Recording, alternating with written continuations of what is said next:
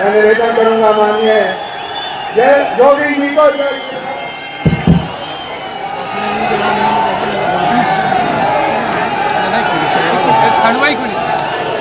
भारत माता की, भारत माता की, बोल साचे दरबार की, बोल साचे दरबार की, बर्फानी बाबा की, माता त्रिपुर सुंदरी की, माता त्रिपुर सुंदरी की, शुक्राला माता की, शुक्राला माता की, वंदे वंदे वंदे।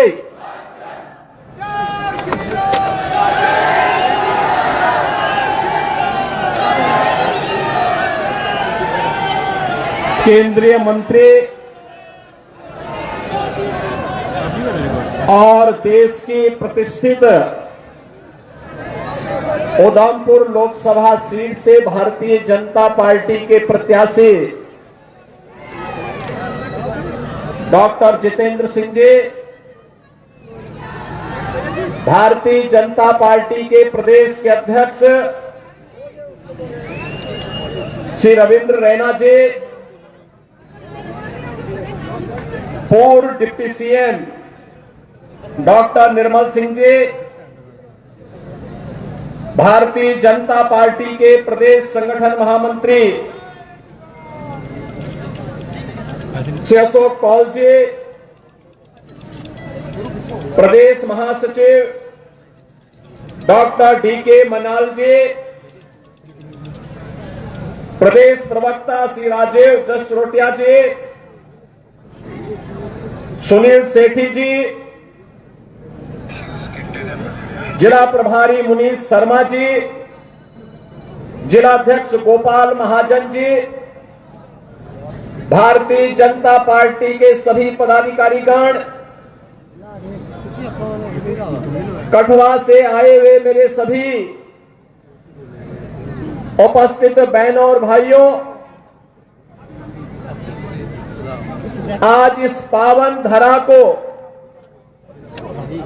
जो हमारे सभी आराध्य देवों के साथ ही ऋषि मुनियों की साधना की पवित्र भूमि है, स्वतंत्रता संग्राम सेनानियों की भूमि है, एक भारत श्रेष्ठ भारत के लिए अपने आप को बलिदान करने वाले उन हुतात्माओं की भूमि है, स्वर्गीय बलदेव सिंह जी की भूमि है। इस धरा को नमन करते हुए मैं आप सबका हृदय से अभिनंदन करता हूं। बहनों और भाइयों, कल से ही वासंतिक नवरात्रि प्रारंभ हुई है। जगत जननी मां भगवती की उपासना का पर्व हमारा यह सनातन समाज वर्ष में 2 बार आदिशक्ति मां भगवती की उपासना करता है। याद करिए, ये शक्ति सृजन का अवसर होता है और ये 9 दिन हम सब सनातन धर्मावलंबियों के लिए उसी शक्ति को अर्चित करने का एक अवसर है। मैं इस अवसर पर यहां की इन पवित्र स्थलों को माता त्रिपुर सुंदरी के पावन चरणों पर, यहां के शुक्राला माता के श्री चरणों में और माता वैष्णो के इस धाम को कोटि कोटि नमन करता हूं। महान स्वतंत्रता संग्राम सेनानी और महान योद्धा जनरल जोरावर सिंह को भी उनकी स्मृतियों को नमन करता हूं। बहनों और भाइयों, जब जम्मू कश्मीर की बात आती है तो भारत का सिरमौर, भारत का मुकुट हर व्यक्ति गर्व के साथ देखना चाहता है। जब जम्मू कश्मीर की बात आती है तो स्वतंत्र भारत के वे नारे एक बार फिर से गूंजते दिखाई देते हैं कि जहां हुए बलिदान मुखर्जी और कश्मीर, यही इन्हीं वादियों में नारी गूंजे थे। डॉक्टर श्यामा प्रसाद मुखर्जी ने इस सपने को साकार करने के लिए अपने आप को बलिदान किया था। और बहनों और भाइयों, 70 वर्षों तक कोई सरकार निर्णय नहीं ले पाई। डॉक्टर जितेंद्र सिंह जी को आपने चुनाव जिता करके भेजा। मैं जानता हूं 2014 में हम दोनों साथ साथ सांसद थे, और तब भी जब भी जम्मू कश्मीर की बात आती थी, बेझिझक एक सांसद के रूप में, एक मंत्री के रूप में बोलते थे कि मैं पहले वहां का नागरिक हूं, धारा 370 समाप्त होनी ही चाहिए और वहां का विकास होना ही चाहिए। और आज मैं बधाई देता हूं आप सबको, प्रधानमंत्री मोदी जी के प्रति आभार व्यक्त करता हूं, गृह मंत्री अमित शाह जी के प्रति आभार व्यक्त करता हूं, जिन्होंने आतंकवाद की इस जड़ को सदैव के लिए समाप्त करके आज कश्मीर में यह साबित कर दिया है कि दिल्ली का लाल किला हो या श्रीनगर का लाल चौक, चारों ओर उत्साह है, उमंग है, क्योंकि यह क्षेत्र आज विकास की मुख्य धारा के साथ जुड़ा हुआ है। बहनों और भाइयों, जो विकास है आज आप देख रहे होंगे, 4 लेन और 6 लेन की एक्सप्रेसवे, मेडिकल कॉलेजेस का संचालन, इंजीनियरिंग कॉलेज, यहां पर सिंचाई की सुविधा, हर घर नल की योजनाएं, ये सब हो ही रही है। लेकिन सबसे बड़ी बात ये, पूछिए इन लोगों से जो लोग इस देश के विभाजन के जिम्मेदार हैं, कांग्रेस से प्रश्न पूछा जाना चाहिए, आखिर हमारा हिंदुस्तान 1947 में आजाद हुआ, लेकिन कांग्रेस की सत्ता लिप्सा ने आजादी के एक दिन पहले देश का दुर्भाग्यपूर्ण विभाजन भी करवाया है। और बहनों और भाइयों, स्वतंत्र भारत में हमने हमेशा अपना एक धर्म माना, और वह धर्म माना राष्ट्र धर्म। हम अपने राष्ट्र को सर्वोपरि मानते हैं। मेरी व्यक्तिगत कोई भी आस्था होगी, कोई उपासना विधि होगी, लेकिन अगर वह राष्ट्र के मार्ग में बाधक है, मैं उसको दरकिनार करके रखता हूं और पहले कहता हूं कि मेरा देश रहना चाहिए। मेरे लिए मेरे देश की स्वतंत्रता, मेरे देश की संप्रभुता और इसकी अखंडता सर्वोपरि रखती है। और इसीलिए आज न केवल भारत एक ग्लोबल पावर के रूप में आगे बढ़ रहा है, अभी तो बहनों और भाइयों आप देख रहे होंगे, अन्य दिनों में तो आप छोड़िए, भारत सरकार के साइंस एंड टेक्नोलॉजी के मंत्री भी डॉक्टर जितेंद्र सिंह जी हैं, प्रधानमंत्री कार्यालय के मंत्री भी डॉक्टर जितेंद्र सिंह जी हैं। कोरोना कालखंड में पहली बार आपने देखा होगा, भारत के वैज्ञानिकों ने यानी दो ऐसे वैक्सीन दिए जो दुनिया के अंदर कोरोना जैसी महामारी की अचूक गवाह है, अचूक गवाह। आपने देखा होगा, सबसे प्रभावी वैक्सीन भारत ने दी, फ्री में वैक्सीन, फ्री में उपचार, फ्री में टेस्ट, 140 करोड़ भारतवासियों को भारत की सरकार ने प्रधानमंत्री मोदी जी के नेतृत्व में प्रदान किया। और बहनों भाइयों, 4 वर्ष से फ्री में 80 करोड़ लोगों को राशन की सुविधा, और अगले 5 वर्ष तक राशन की सुविधा फिर से प्राप्त होने वाली है भारतवासियों को। आप सोचो, 140 करोड़ में से 80 करोड़ लोगों को 4 वर्ष से फ्री में राशन की सुविधा अगले 5 वर्ष तक मिलना है। और दूसरी तरफ 1947 में भारत से अलग हुआ पाकिस्तान भीख का कटोरा लेकर के दुनिया के अंदर भीख मांगता हुआ दिखाई दे रहा है।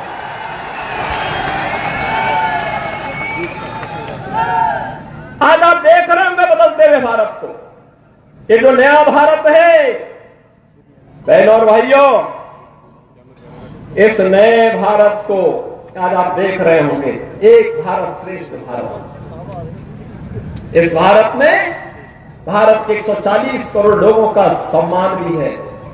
दुनिया के अंदर आज भारतवासी कहीं भी जाता है, लोग बड़े सम्मान के साथ उसकी ओर देखते हैं।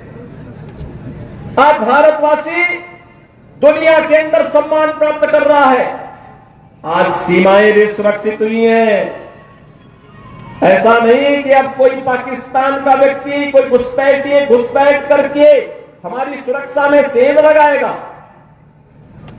नहीं लगा सकता। अगर कहीं एक पटाखा भी फूट जाए ना तो पाकिस्तान में सफाई देता कि नहीं मेरा इसने हाथ नहीं किया, क्योंकि उसे मालूम है अगर कुछ हो गया तो फिर उसको लेने के देने पड़ेंगे। और बहनों भाइयों, जब एक मजबूत सरकार होती है तो ऐसे होता है। सुरक्षा की पुख्ता व्यवस्था, कश्मीर में धारा 370 समाप्त करके यहां की आतंकवाद की समस्या का समाधान, देश के अंदर नक्सलवाद की समस्या का भी समाधान हो गया। सुरक्षा की बेहतर स्थिति है। इंफ्रास्ट्रक्चर, अत्याधुनिक इंफ्रास्ट्रक्चर आप देख रहे होंगे, कई highway, railway, metro, rapid rail, IIT, IIM, medical college, AIIMS जैसी सौगात आज देश को प्राप्त हो रही है। साइंस एंड टेक्नोलॉजी के नए नए केंद्र बन रहे हैं, अत्याधुनिक इंफ्रास्ट्रक्चर विकसित हो रहा है, बेहतरीन माहौल में भारत आगे की ओर बढ़ रहा है। और यही नहीं, इन सब स्थितियों को ध्यान में रखने के साथ ही गरीब कल्याणकारी योजनाओं की कोई सानी नहीं। आप देखते होंगे न केवल जम्मू कश्मीर में, पूरे भारत के अंदर भी आप देखते होंगे 80 करोड़ लोग फ्री में राशन की सुविधा का लाभ प्राप्त कर रहे हैं। 60 करोड़ लोग आयुष्मान भारत में 5 लाख रुपए की स्वास्थ्य बीमा का कवर प्राप्त कर रहे हैं। 50 करोड़ लोगों को जनधन के अकाउंट खोले गए। 12 करोड़ अन्नदाता किसान प्रधानमंत्री किसान सम्मान निधि का लाभ प्राप्त कर रहा है। 12 करोड़ गरीबों के घर में शौचालय बने हैं। 10 करोड़ परिवारों को फ्री में उज्ज्वला योजना के सिलेंडर के कनेक्शन प्राप्त हुए हैं। बहनों और भाइयों, 4 करोड़ गरीबों के लिए प्रधानमंत्री आवास योजना भी बने हैं और 2.5 करोड़ घरों तक पहली बार बिजली पहुंचाने का काम भी हुआ है। इस प्रकार के अनगिनत गरीब कल्याणकारी योजनाओं का लाभ आज पिछले 10 वर्ष में उस कैबिनेट ने और उस सरकार ने किए हैं, जिसका नेतृत्व मोदी जी कर रहे हैं। और आपके सांसद उस सरकार के अभिन्न हिस्से हैं। डॉक्टर जितेंद्र सिंह जी उस सरकार के हिस्से हैं। वह सरकार आज गरीब कल्याण का कार्य भी कर रही है। और तो और कितना परिवर्तन आया है। इससे पहले लोग अपने आप को हिंदू बोलने में भी संकोच करते थे। और बहनों और भाइयों, अयोध्या का नाम लेने पे तो लोग डरते थे। मुझे याद है जब मैं 2017 में उत्तर प्रदेश का मुख्यमंत्री बना तो मैं अयोध्या चला गया। लोगों ने कहा रही क्या कर रहे हैं, मैंने कहा रही क्यों, कहा कि अयोध्या जाने से आपको मालूम है तो कुछ लोग नाराज हो जाएंगे। मैंने कहा कुछ लोग नाराज हो जाएंगे तो क्या मैं अपनी आस्था के साथ और जन आस्था के साथ खिलवाड़ कर दूं क्या? ये वोट बैंक के लिए नहीं हो सकता है। हमने कहा अयोध्या में भव्य दीपोत्सव के आयोजन की तैयारी करो। और बहनों और भाइयों, अच्छी सरकार बनती है तो 500 वर्षों का इंतजार भी समाप्त हो जाता है। आप अयोध्या में राम मंदिर का निर्माण हुआ है ना, क्या ये काम कांग्रेस के लोग कर पाते क्या? अयोध्या में राम मंदिर का निर्माण कांग्रेस कर पाती क्या? बहनों और भाइयों, कांग्रेस ने तो कहा था कि राम हुए ही नहीं, कृष्ण हुए ही नहीं। जो एक्सीडेंटल हिंदू थे वे राम और कृष्ण पर ही प्रश्न खड़ा कर दिए थे। इससे बड़ी आस्था के साथ खिलवाड़ दूसरा नहीं हो सकता। बहनों और भाइयों, कैसे इन्होंने अपमानित करने का प्रयास किया था। राम और कृष्ण के अस्तित्व पर ही प्रश्न खड़ा करके हमारे आराध्य देवों को नकारने का प्रयास किया था। लेकिन आज अयोध्या में भव्य राम मंदिर का निर्माण न केवल हो गया है, बल्कि आज आप अयोध्या जाएंगे, आपको आज परिवर्तन देखने को मिलेगा। अयोध्या में लगेगा जैसे त्रेता युग का अयोध्या यहां उतर आया है, साक्षात उतर आया है। जब अच्छी सरकार आती है तो यही होता है, अच्छी सरकार आती है यही होता है। काशी में आप जाइए, काशी विश्वनाथ धाम बन गया है। लोग बोलते थे काशी विश्वनाथ धाम संकरी गली थी, बामुश्किल 5 लोग जा पाते थे।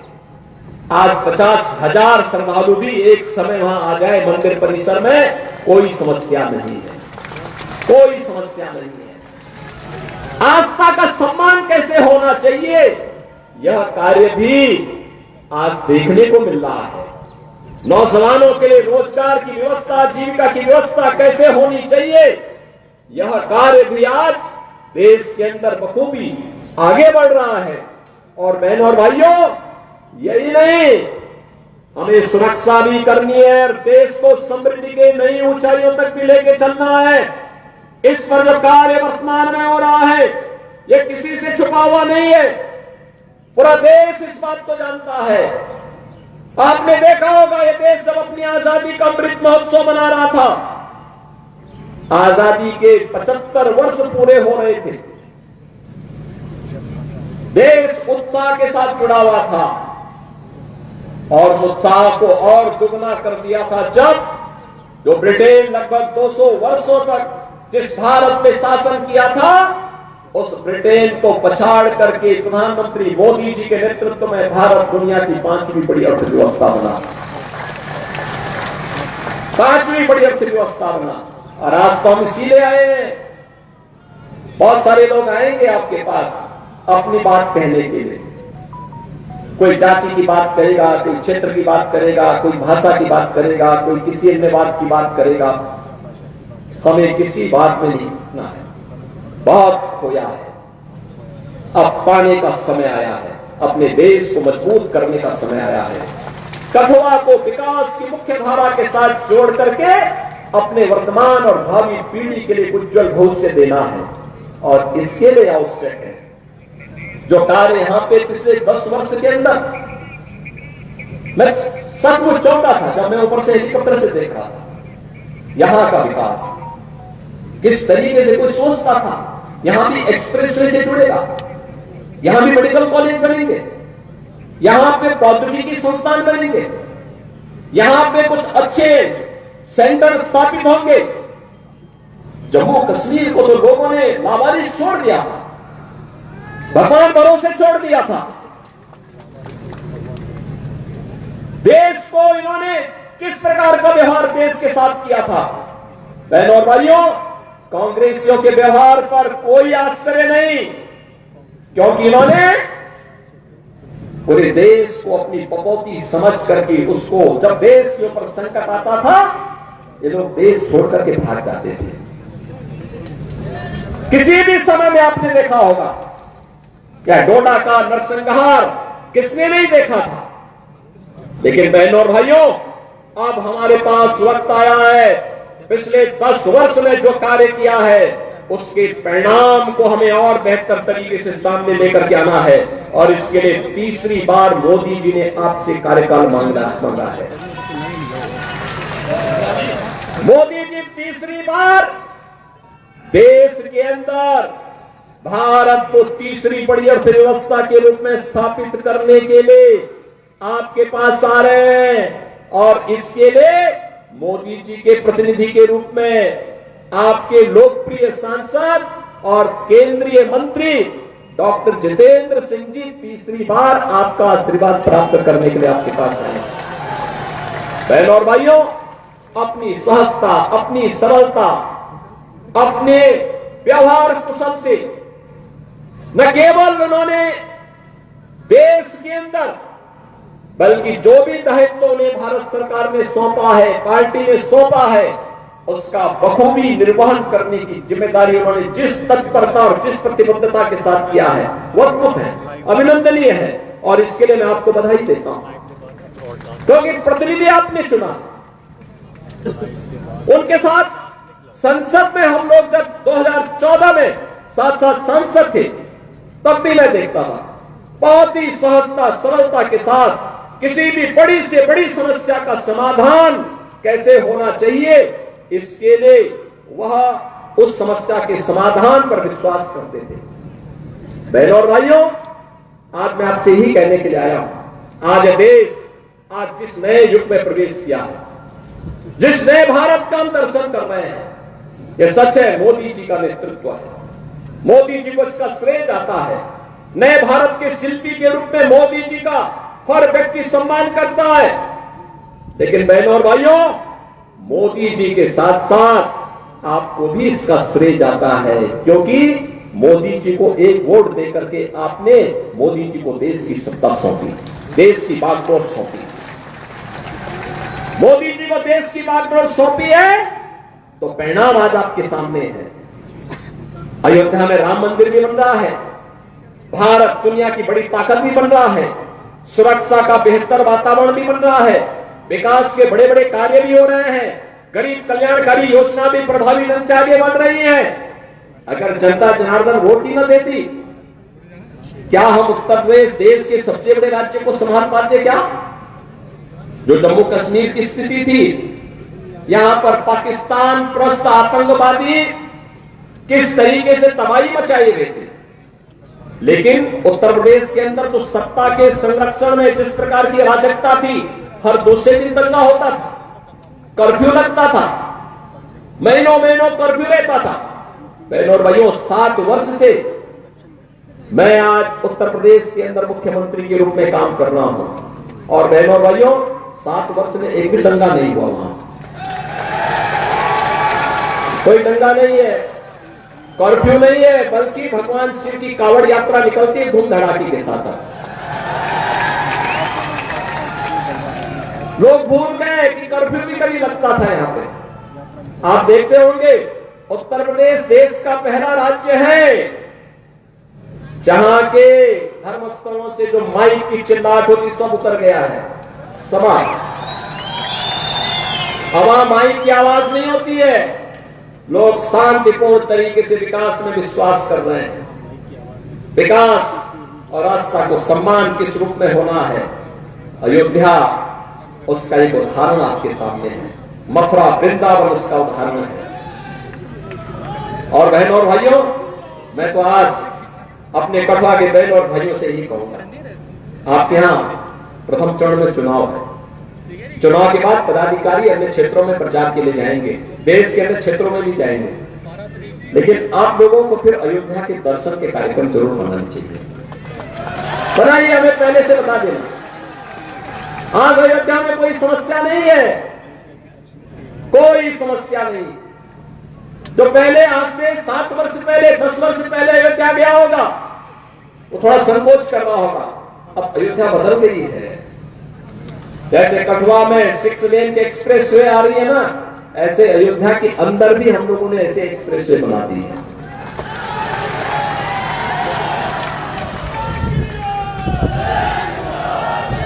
सुरक्षा का बेहतर वातावरण है। उत्तर प्रदेश में तो बहुत संकोच नहीं करते हम लोग। बहनों और भाइयों, कोई दंगा करता है तो हम उसको उल्टा टांगने का काम कर देते हैं, लटका देते हैं उसको और बोल देते हैं कि बचाओ। बहुत ज्यादा कोई बकबक करता है तो बहनों भाइयों, मिर्च का झोंका नीचे से लगा दिया जाता है, फिर सारी भोंभो अपने आप ठीक हो जाती है उन लोगों की। और इसलिए बहनों भाइयों, आज हम आए हैं नए भारत के निर्माण के लिए। हमें प्रधानमंत्री मोदी जी को तीसरा कार्यकाल देना है, और तीसरे कार्यकाल के लिए तीसरी बार डॉक्टर जितेंद्र सिंह जी को भारी बहुमत से विजयी बना के भेजना है। उधमपुर में फिर से तीसरी बार कमल खिलाना है। आप सब सहमत हैं ना? सभी लोग सहमत हैं? माताएं बहनें भी सब लोग अपना आशीर्वाद दीजिए। लोकतंत्र तो आपका है, लोकतंत्र के जनार्दन आप ही हैं और लोकतंत्र में तीसरी बार आपको ने फिर से भारी बहुमत से विजयी बनाना है। और यह अवसर आपके लिए होगा कि उन्होंने 10 वर्ष में जिस निष्ठा के साथ काम किया है। चुनाव एक अवसर होता है 5 वर्ष में अपने जनप्रतिनिधि की सेवा के प्रति कृतज्ञता ज्ञापित करने का, कि उन्होंने कार्य किया है व्यक्तिगत राग द्वेष से ऊपर उठ करके, व्यक्तिगत राग द्वेष से ऊपर उठ करके मूल्य और सिद्धांतों के लिए राष्ट्र धर्म का निर्वाह करते हुए हम लोग कार्य करेंगे। और इस देश से उन्होंने जिस निष्ठा के साथ काम किया निसंदेह अभिनंदनीय है, स्वागत योग्य है। और इसलिए आज मुझे स्वयं उत्तर प्रदेश से यहां आना पड़ रहा है, आपके पास आना पड़ा, आपसे अपील करने के लिए आया हूं। मैं आप सबसे यही अपील करने के लिए आया हूं कि इन्होंने जिस मजबूती के साथ काम किया उसको ध्यान में रखते हुए भारी बहुमत से उन्हें विजयी बना करके एक बार फिर से यहां पर कमल के फूल को खिलाने की कार्रवाई आप फिर से करिए। और जो आवाज देश की है, एक ही आवाज पूरे देश के अंदर गूंज रही है। मैं भी महाराष्ट्र गया था परसों, उसके एक दिन पहले मैं राजस्थान में था। उत्तर प्रदेश में तो 80 लोकसभा सीट अकेले उत्तर प्रदेश में है और हर रोज एक ही आवाज है, वो आवाज है कि फिर एक बार, फिर एक बार, फिर एक बार मोदी सरकार का। और अब की बार 400 पार, 400 पार के लिए सहमत है ना? देखो, डॉक्टर जितेंद्र सिंह जी चुनाव जीतेंगे, किसी को संदेह नहीं, लेकिन चुनाव में बढ़त इतनी होनी चाहिए कि उनको भी यहां के शेष परियोजनाओं के लिए उतनी ही ताकत मिल सके। जनप्रतिनिधि ये कहता है ना, बाद में सांसद ये कहता है कि भाई देखो, जनता ने एक बड़ी जिम्मेदारी दी है, अब इस कार्य को मुझे यहां कराना ही कराना है और उस कार्य के लिए बढ़त इतनी आप दीजिए। आप सब करेंगे? सहमत हैं? सभी लोग सहमत हैं? सभी लोग सहमत हैं? तो मेरे साथ फिर बोलेंगे, भारत माता की, भारत माता की, भारत माता की, वंदे वंदे वंदे। अभिनंदन जी, सबका धन्यवाद करें। अभिनंदन जी,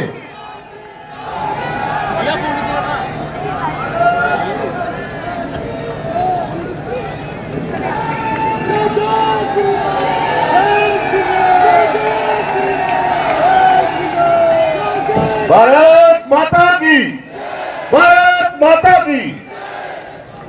मैं जहां हमारे महाराज योगेंद्र नाथ जी का तहे दिल से धन्यवाद करता हूं कि ये जो जेके ड्यूटी पर एक सवार में हुआए, पूरी कठुआ की ओर से मैं उनका तहे दिल से धन्यवाद करता हूं। जितने भी हमारे माननीय जहां मैं सबका धन्यवाद करता हूं और जितनी हमारी जनता जनार्दन जहां आई, मैं सबका तहे दिल से धन्यवाद करता हूं। जय हिंद, जय भारत।